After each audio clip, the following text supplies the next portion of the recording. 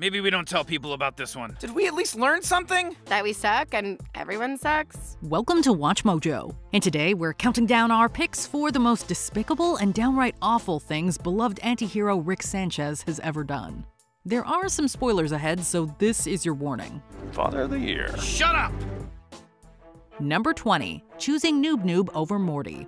Rick and Morty are called to adventure by the Vindicators, and Rick is less than thrilled about it. He can't even pretend to hide his contempt for the group. Rick, this really bums me out. It's embarrassing to find out these guys don't like us. Why? Morty, defeat Gagu's more powerful than these guys every week. Yeah, but not heroes. Oh, please. They just call themselves heroes so they can— I'm calling them that, Rick. They're my heroes. Mine. Their attempt to stop the threat of World Ender is quickly extinguished by a drunken Rick, who then creates Saw-type scenarios for the Vindicators to solve.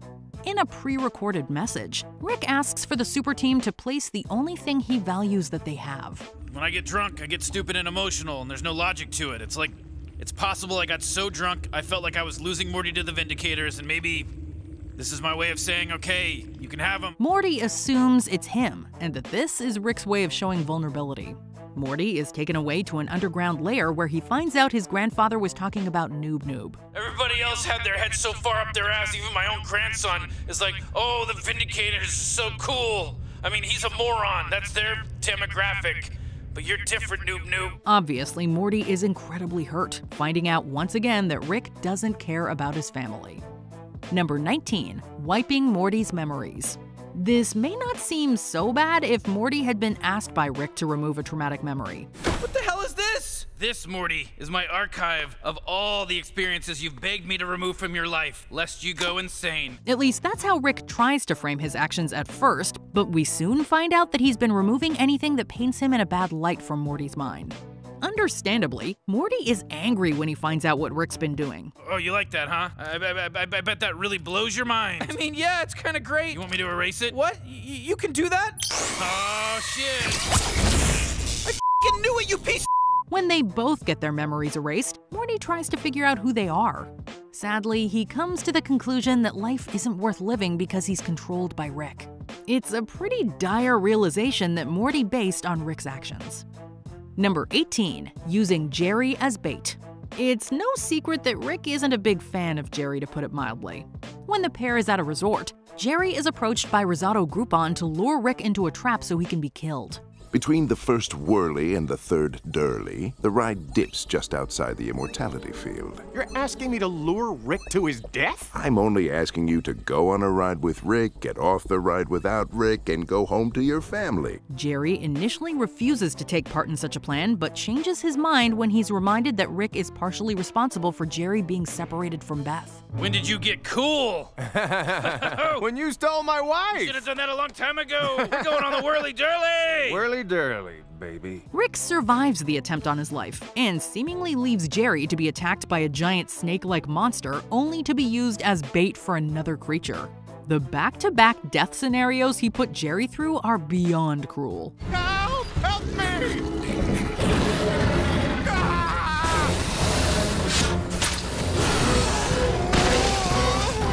Number 17, avoiding family therapy. Rick completes the amazing task of turning himself into a pickle.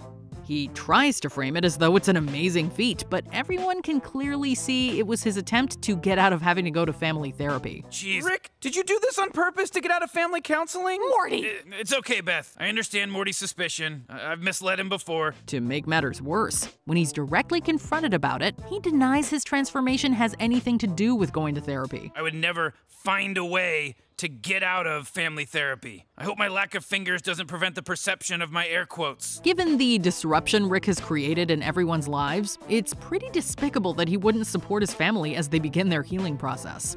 When Rick finally does show up to therapy and he's called out by Dr. Wong, he doubles down on his position. It really highlights his selfish way of thinking and how he continues to hurt his family. Rick, why did you lie to your daughter? So I wouldn't have to come here. Why didn't you want to come here? Because I don't respect therapy. Because I'm a scientist. Because I invent, transform, create, and destroy for a living, and when I don't like something about the world, I change it. Number 16, causing Morty to give up his dreams. Rick really doesn't like heists. So when Morty takes an interest in them, Rick sets in motion a series of events to show how formulaic and contrived they are. Calling card from Miles Knightley, a heist artist, aka a hipster dick whose adventures are 60% putting a crew together and 40% revealing that the robbery already happened and he's not worth our time. At first, it just seems like Rick is trying to prove his point when he develops Heistatron and Randotron. But his actions are much more insidious when it's revealed that Morty has begun writing a script for a heist movie and will pitch it to Netflix. Let's hear about this heist movie. Okay, so it's kind of all built around this big crew with like a cool double cross and then this big awesome twist where there's like another double cross, but then we reveal those things were all part of the hero's plan. Upset that this would take Morty away from their adventures, Rick's plan was really to make Morty disillusioned with his dreams to the point that he'll only want to do whatever Rick wants. You gotta help my grandson follow his dreams. Who needs dreams? I'll just hang out with you and go on adventures and do whatever you want to do, you know, forever. Oh, well, okay. I mean, if that's what you want. Number 15. Misleading Morty about the reset button. Morty is fed up with having his ideas ignored by Rick. With a little prodding, he gets Rick to build a reset button, where a person can jump back to a set point in time. How did you... Morty, you want me to explain, or you want to go have some fun? I want to have some fun. Oh my God. Rick, this is, thank you. You can thank me later. Go nuts. Best grandpa ever. That's all I ever wanted to hear. With the device in hand, Morty commits a bunch of deeds and undoes them. He reaches a point where he comes to understand that he needs to have consequences in order to learn and grow from them. Rick informs him that his actions did indeed have consequences. There were definitely consequences. What are you talking about? I mean, you did everything you did. It all happened. No, but the respawn button, the do-over. It's not a do-over. You just did it. Over and over. What are you saying? What did you do? I think it's more appropriate to ask, what did you do? Everything Morty did happened in another dimension, along with that dimension's Morty dying. Not only did Rick cause immense pain and suffering to all those Mortys, he did it because Morty thought his vat of acid was a bad idea. Why would you do this? My hands are clean, Morty. I gave you a choice. You could listen to me explain in great scientific detail how it all works, or you could have fun. Did you have fun, Morty? Is this because of the vat? No. Number 14. Trapping scientists in the menagerie. When Rick and Morty find themselves trapped in a menagerie, Morty is desperate to get out of their cage. He implores Rick to get them out regardless of consequence, which is not something you should say around Rick. I can't take it anymore, Rick! Relax, Morty. I can't relax! Rick, we gotta get out of here! I don't care what it takes, anything! Anything? He's able to rig a system that transmits a signal to a NASA lab back on Earth with instructions on how to build an interstellar vehicle. 2 unnamed scientists pilot the vehicle back to Rick and Morty's location. We've possessed forms your mind can accept. Here are some customary clothing gifts. Please, put them on. Rick presents himself and Morty as otherworldly beings in human form and strand the newcomers in the menagerie. We understand that Rick wanted to escape, but he led 2 strangers to believe they were making a discovery of a lifetime just to be abandoned in some type of zoo. We have so much to learn from you. I know, right? Number 13. Creating a clone of Beth. Rick gave Beth the option of abandoning her family so she could live a different life, and her family wouldn't know because she'd be replaced with a clone. She left the decision up to her dad to know if he wanted her in his life or not. I want you to decide. What? For once in my life, I want you to decide, Dad. Do you want me to stay here and be part of your life, or do you want me to leave? Rick decided to go ahead and clone his daughter and not tell either Beth the reality of their situations and plant bombs in them. Why would you make a clone of me just to send the clone into space? Well, you didn't want to go, and I thought, okay, that's cool. But then I thought, well, you know what would be even cooler is a space daughter? So I made one, and I put a bomb in her neck in case she ever came back. Father of the Year. She wasn't supposed to come back. To make the whole situation worse, he removed the memory of who is the clone and who is the original. Initially, both Beths want to know who is who, but in the end, they are so disgusted by Rick's actions, they decide they don't even want to be a part of his machinations. You literally don't even know which of your daughters is real. Of course you don't. Why am I surprised? I'm sure you'd love for us to need that from you, but I don't care what's in that vial. Yeah, me neither. Number 12. Doing a Pearl Harbor. After breaking from the control of a parasitic species of facehugger called Glorzo, Rick and Morty make a daring escape. Of course, it wasn't so much daring as a complete massacre of Glorzo. They find their actions to be therapeutic and guilt-free. Damn, feels kind of good when there's no guilt, huh? Yeah, it's like in Star Wars. Yeah, just like in Star Wars. Go nuts! When they come across 2 skyscrapers, they decline to attack the buildings, considering it to be a cheap shot. But they soon find a military station and they destroy it, comparing it to the attack on Pearl Harbor. Honestly, I'm proud of us for not. Totally. Would have been cheap. Yeah, real low-hanging fruit. And we're better than that. Pearl Harbor, on the other hand. Yeah, I think that's inbounds. It's bad enough that Rick is enjoying the destruction he's causing, but he also actively encourages Morty to do the same. When they recount their exploits to Beth, she had the same reaction as us, complete disgust. We went with the Pearl Harbor. We're pretty classy. Why were either of those an option? Number 11, hiding information about Bird Person's daughter. To save Bird Person from his comatose state, Rick enters his mind. Things are complicated when Bird Person's conscious mind evades Rick at every turn. Bird Person! It's me. Actual me, not a memory. I am aware. Well, are you aware you're in a coma and you're gonna die if you don't come with me? Son of a... When Rick finally confronts him, he reveals that he died on his wedding day and is waiting for his body to catch up. In order to convince BP to change his mind, Rick reveals that he and Tammy had a child, but the memory has been suppressed by the Federation. Are you gonna tell him or what? I was getting to it. I bet she didn't even tell you about the kid. About I'm the sorry. what? Was wondering when you were gonna... I think I'd know if I had a kid. You're a memory. You know what he knows. And he doesn't know because an army of brainalyzer protocols walled off any memories post-Phoenix Person. Once out of the coma, Bird Person asks Rick point blank if he would have kept that information hidden had it not been necessary to save his own skin. Once again, his manipulative and self-centered nature alienates those around him. You did not know of the child when you came to rescue me, and once aware, refrained from sharing until necessary to save yourself. Fair enough. I will see you when I see you. Number 10, selling weapons to assassins. Hey, what's up? Hey, Rick! Here you go, 3,000 flurbos. For Rick, morality is a pretty subjective term. And by subjective, we mean it's for suckers. In the second episode of Season 2, Rick takes Morty with him for a little business transaction. More specifically, he sells a dangerous weapon to hyper-enthusiastic assassin Krombopolis Michael. So this shoots antimatter? My target can't be killed with regular matter. And just what did he want the money for? To fund research? To aid in a quest to overthrow the tyranny of the intergalactic government? Nope. Just to get tokens for his favorite interstellar video game arcade, Blitz and Chits. Oh, what the hell? Whoa, where am I? 55 years. Not bad, Morty. A hilarious bit of nihilism, sure, but also pretty twisted when you think about it. Number 9, tormenting Summer and Morty. You can't say F you to your granddaughter? I just did, Morty. Here's dessert. While Rick appears to love his family, he doesn't hesitate to dole out insults and bust their self-esteem on a regular basis. Those kinds of mixed messages can mess a person up. The trauma of having such an explosively volatile father has already driven his daughter Beth into a state of high-functioning alcoholism, with a heavy side of abandonment issues. And Morty is the living, breathing face of anxiety. Summer has some spine, but it's stuff like this that chips away at a person's psyche. You have to understand that as far as Grandpa's concerned, you're both pieces of shit.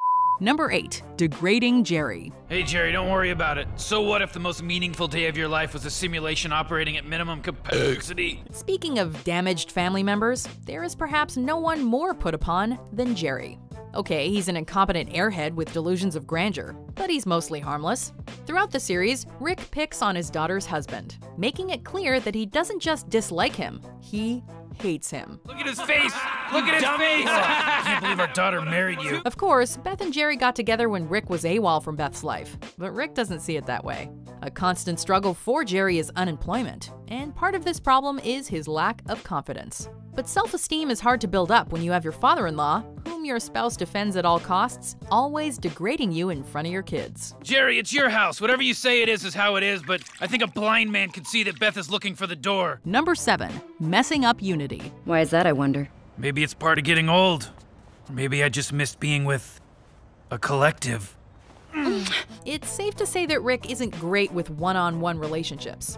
So when it comes to one-on-a-million relationships, things get rickety wrecked, son.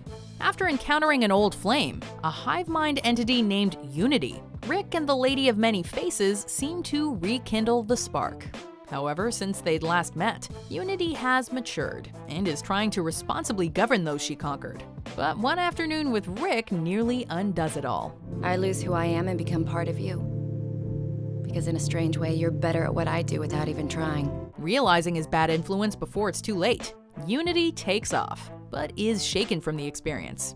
Rick is too, for that matter, as the aftermath brings Rick to his lowest point in the series. Are you afraid of me now? Do you feel it? Do you feel it? Number 6. Creating and abandoning Aberdolf Linkler. Great. Who invited Aberdolf Linkler? For series regulars, it came as no surprise that Rick would dabble at playing God.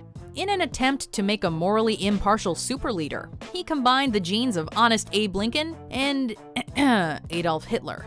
The result is Aberdolf Linkler, a mixed-up clone who's just a mess, really. You brought me into this world, a suffering abomination, tortured by the duality of its being. But I shall finally know peace when I watch the life drain from your wretched body! Always at odds with his conflicting ideologies, like Frankenstein's monster, he seeks answers from his creator. Rick, however, does not see him for the confused individual he is, but as a failed experiment, and essentially undumped garbage. After Linkler tracks him down and tries to redeem himself, Rick still abandons him entirely on an alien planet. Revenge. Number 5. Taking part in the Purge. You know, sometimes it's called the cleansing or the red time. There was this one world that called it just murder night. Rick sorta had it coming when he decided to get his kicks watching a planet perform a purge. Yeah, just like in the movie. Well, sucks to be him because he gets stuck there. Morty, who's stuck with him, is justifiably horrified. Rick's solution? Do a little purging themselves. We're totally justified because we're saving a little girl. I mean, we're both free and clear to murder these people. Morty must have some pent-up anger to get out, right? Instead of trying to protect his grandson, he has Summer send them some super suits so they can become more efficient in fighting back/killing. Before long, Morty snaps and goes on a rampage. Really going for it over there, huh? I think those people were just hiding. You know, we're thinking there's some therapist who's gonna bank big helping Morty unpack this emotional baggage one day. Number 4. Forcing Morty to smuggle mega seeds. Waking Morty up in the middle of the night, Rick convinces him to go on a no-questions-asked crazy adventure. Ow! Gotta get out of here. You're tugging me too hard. Rick is after some seed pods and wants Morty to help carry them. But after Morty breaks his legs, which Rick takes his time to remedy, they're forced to go through customs run by the Intergalactic Federation. I'm gonna need you to take these seeds into the bathroom, and I'm gonna need you to put them way up inside your butthole, Morty. In my butt? Since the seeds are illegal, he tells Morty he's gotta shove those things in his butt, essentially turning his grandson into a drug mule. Oh, and on the way home, he has Morty straight up murder a Gromplemite. No, they're not robots, Rick! It's a figure of speech, Morty. They're bureaucrats. I don't respect them. Just keep shooting, Morty. Jeez, Rick. Number 3. Creating a pocket universe. Wait for the ramp, Morty. They love the slow ramp. Renewable energy is a great thing. However, Rick's idea for perpetual energy was to create a mini-universe and have the creatures that live there carry out a mindless task in perpetuity in order to create this energy. When he tries to defend his system, saying how his miniverse people get something out of it, Morty rightfully points out, "That's slavery! It's society! They work for each other, Morty!" When he goes inside to find out why his car battery, the thing the miniverse is powering, isn't working, he strong-arms the creatures back into subservience and smashes another tiny verse, destroying not one but 2 new universes in the process. Oh, you monster! Whoa, bad tour. Dark, Rick. Dark. Class dismissed. Number 2. Destroying the galactic government, the Council of Ricks and Jerry. Order in the court! Whoa, what the hell? Oh my god!